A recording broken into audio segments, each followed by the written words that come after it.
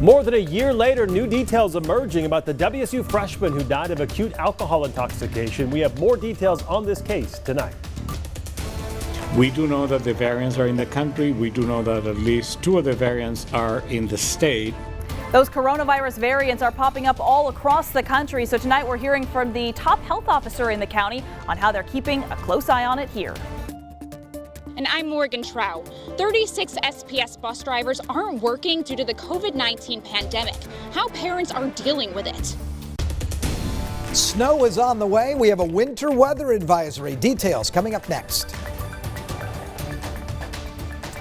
Good evening and thank you for joining us for KREM 2 News at 5. I'm Mark Hanrahan. Welcome everyone. I'm Whitney Ward. We have new information tonight on the 2019 death of a WSU freshman, Sam Martinez. The Pullman Police Department has decided not to recommend manslaughter charges in his case. However, police are recommending lesser charges against several people in relation to his death. KREM 2's Ian Smay is in the newsroom tonight with the latest on exactly what police recommended to the Whitman County Prosecutor's Office. Ian?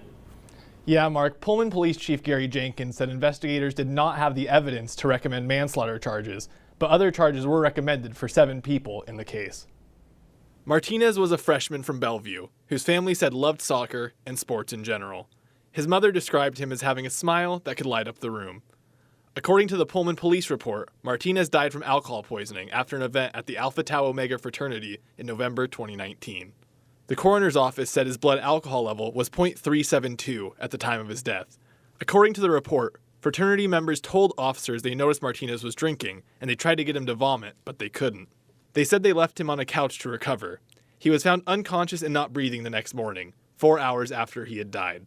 We are not releasing the names of the people involved because they have not been charged as of today.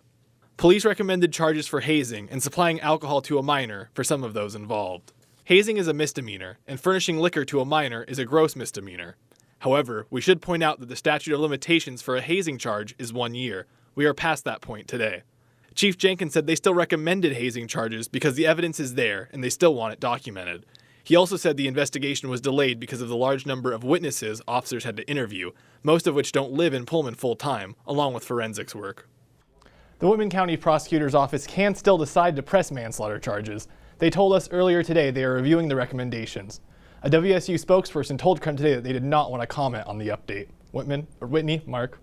Thank you very much. Let's talk weather now. We almost climbed out of the 30s today and the sun even made an appearance. Look at this sunset this evening, but don't say goodbye to winter just yet. Apparently not. We are tracking the potential for more snow tomorrow, so we're checking in with meteorologist Tom Sherry right now. So what can we expect here, Tom? Well, snow will begin falling just in time for your morning commute. Could be a very, very slippery one. We're tracking anywhere between 1 and 3 inches of snow in the Spokane area. Winter weather advisory in effect where you see it shaded in purple. Winter storm warning in effect across some of the Okanagan highlands as well as into the Cascade Mountains. Up along Snoqualmie Pass could see 8 to 12 inches of snow tomorrow in those locations. So yeah, we've got the sunshine's going away. 37 degrees right now. You can see the wind is out of the south-southwest at 9 miles per hour. We checked the radar. Looks very quiet right now. No activity, but again, it's all headed our way tomorrow morning. We'll look for an overnight low of 28 degrees. Look for snow, wind, and then rain and snow. Daytime high of 41 degrees expected. For the weekend, still tracking dry weather. We'll look for partly cloudy skies Saturday, mostly cloudy on Sunday, and low 40s. I'll have the rest of your 7-day forecast coming up in a couple of minutes. All right, Tom, thank you very much. We do have some new information tonight about scheduling vaccine appointments at the Spokane Arena to catch up after shipping delays and to focus on people who need their second dose. KREM 2 has confirmed there will not be any new appointments offered for the first full week of March.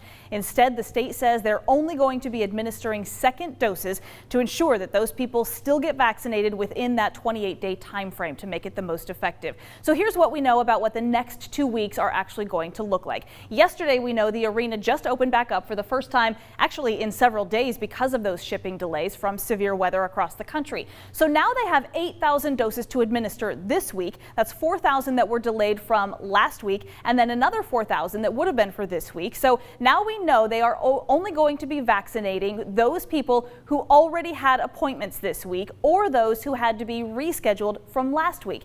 It ends up being about 260 people an hour just to catch up with that full 8,000.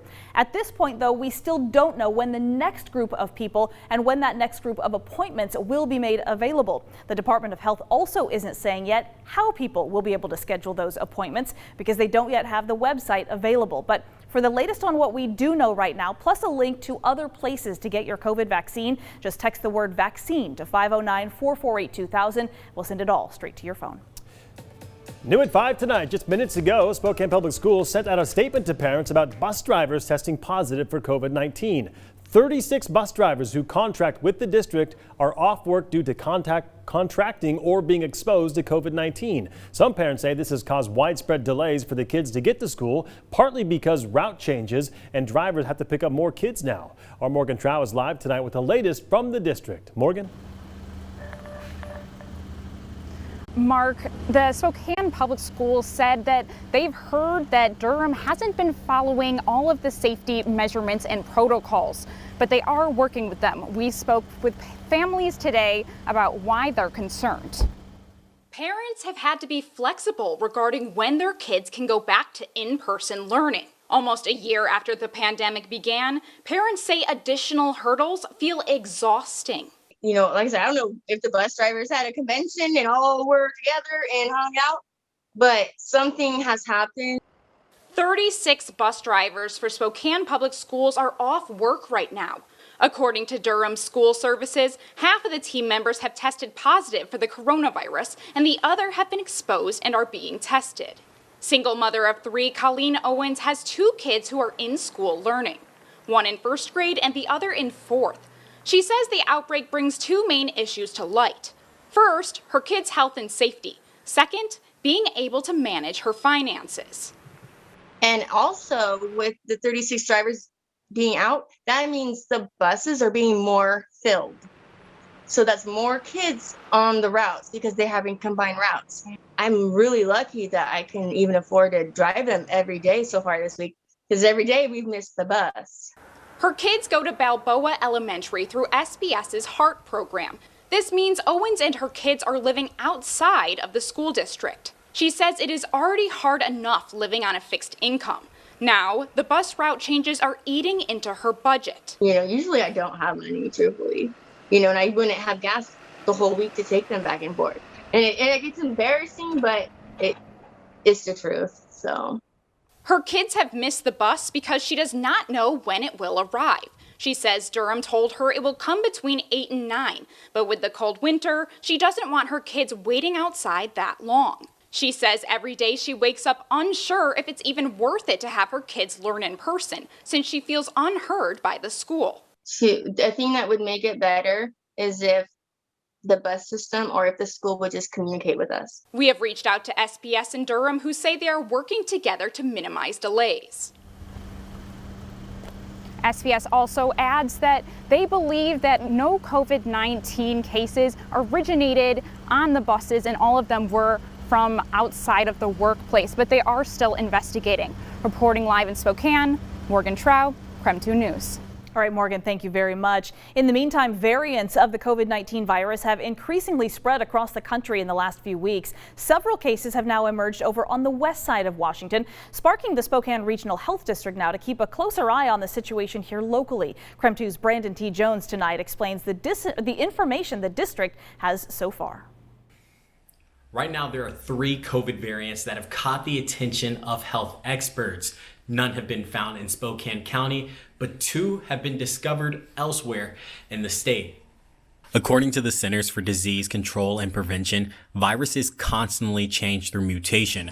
Some emerge and some disappear, but a few have persisted across the globe. So we have to be diligent and vigilant to make sure that this variants don't cause a 4th surge. The first major variant of COVID-19 formed within the United Kingdom, known as B.1.1.7. In January, strains of this virus were discovered in Washington. Cases have been reported across the state in Snohomish, King, Clark, and Pierce counties.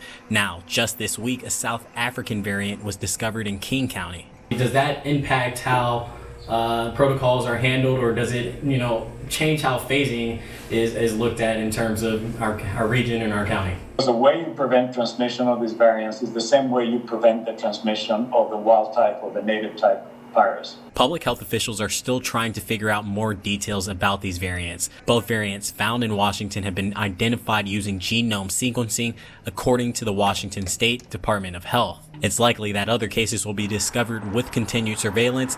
The health district remains adamant that vaccinations are the best preventative method. And we'll continue doing that, and that's one of the other pieces of the puzzle that we need to add a lot more of, because immunization will be key as we go forward. In Spokane, methods like wastewater testing are being considered to try and identify variants. At the moment, most cases can only be found in a lab.